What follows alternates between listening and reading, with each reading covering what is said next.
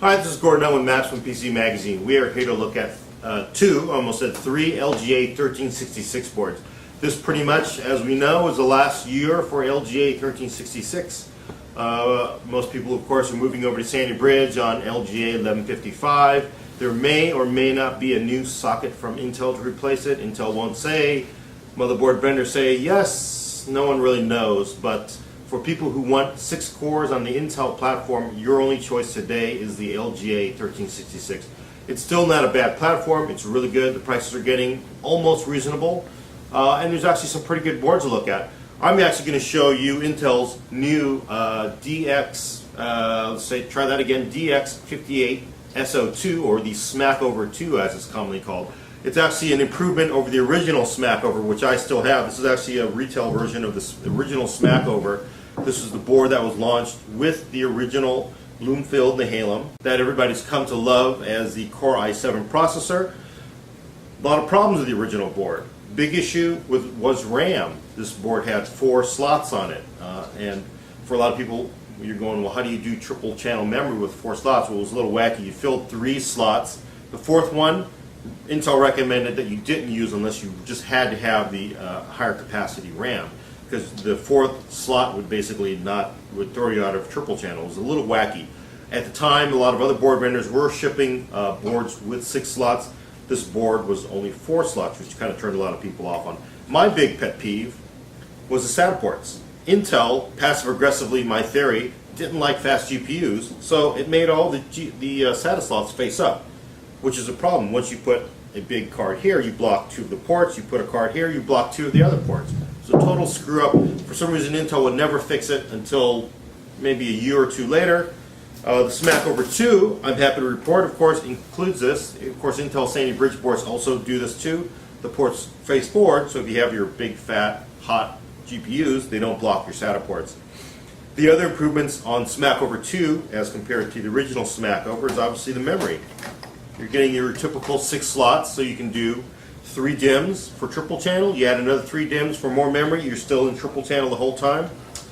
Another big difference, originally the Smackover was not SLI certified, which of course we know was a big political football game between NVIDIA and Intel.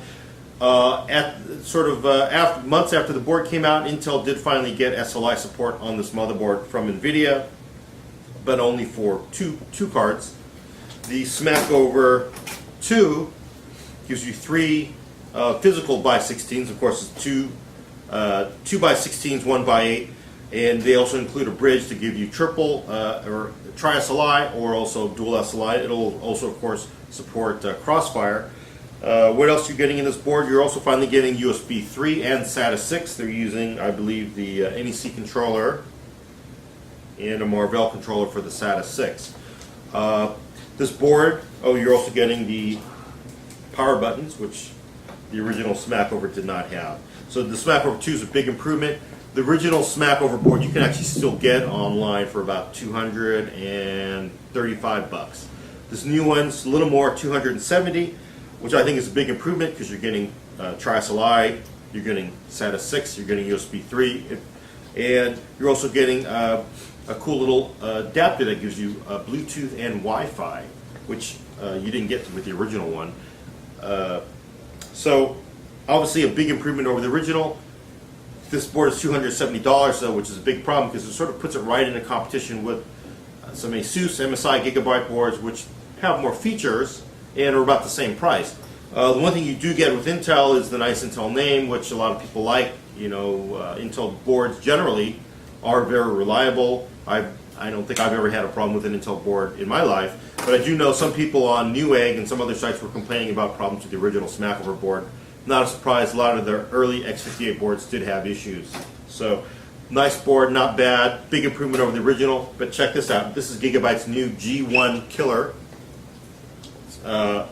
which is a massive XL8CX board, which is, as a comparison, quite a bit bigger to give you that extra slot. This board will run, interestingly, tri-SLI. They give you a bridge for tri-SLI or quad Crossfire X.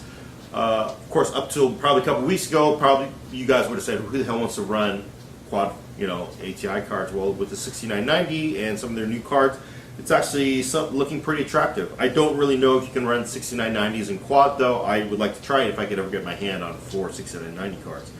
The other big things with this board, obviously, Gigabyte told me at CES, we did a video on this. A lot of their boards, the high-end boards, sort of aimed at the super overclocker, the guys who are really, volting the processor, and they really need direct access to measure voltage on different rails on the board. For the extreme overclocking, their feeling was a lot of gamers are really not extreme overclockers. So this board is actually aimed more at gamers and not at extreme overclockers. They will continue to have a board offered at extreme overclockers, but this is more for gamers. That's why they have the Southbridge heatsink that's shaped like an M4 magazine, and you also get your fake bullets in here.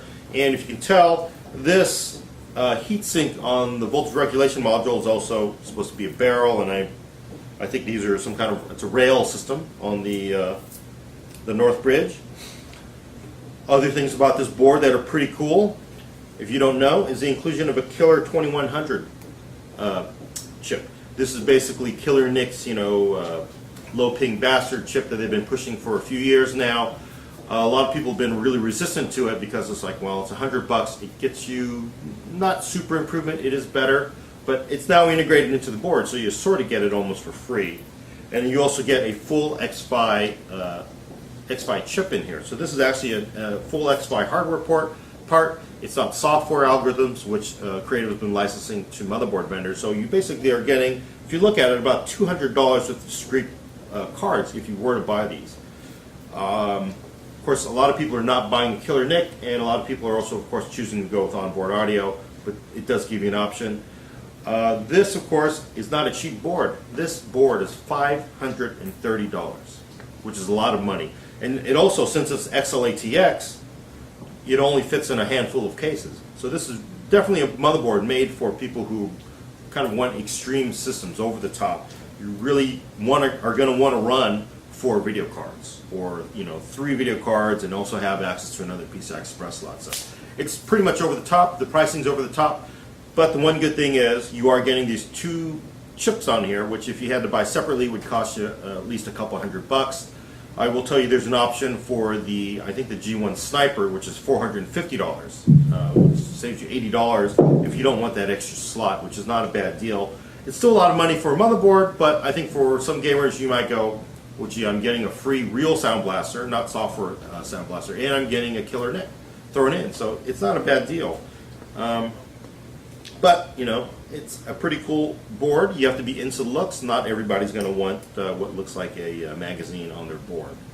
Anyway, that's for you to decide. This is Gordon Mong with Maximum PC. We'll talk to you later.